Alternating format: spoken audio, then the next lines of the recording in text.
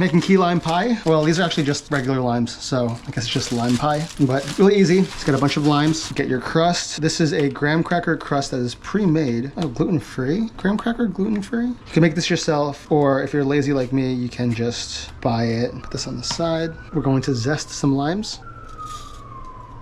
You want to roll so we don't get any of the bitterness. That should be enough. Then we got sweetened condensed milk. 2 cans, some sour cream, a bunch of lime juice. Let's start there. Mix it up, add in our lime zest.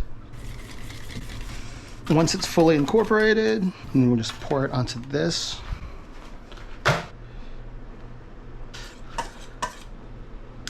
I'll put this in the oven for like 15 minutes and we'll come back. Okay, it's been 15 minutes. I think we could take it out.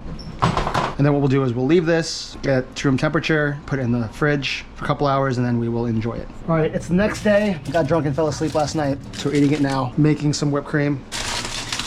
Ooh, looks good. It's solid. It's a good start. For the whipped cream, just use heavy cream, some sugar, a little vanilla extract. Don't have a hand mixer, so we're just gonna do it by hand. It's gonna take a while. I'm tired, chef. Don't recommend doing this at home. Just buy whipped cream. Okay, I think we're pretty much good. It's whipped, it's creamy. Yeah, we're good. Now we cut very gently throughout this thing. Nice sized slice. Ooh, okay, not bad.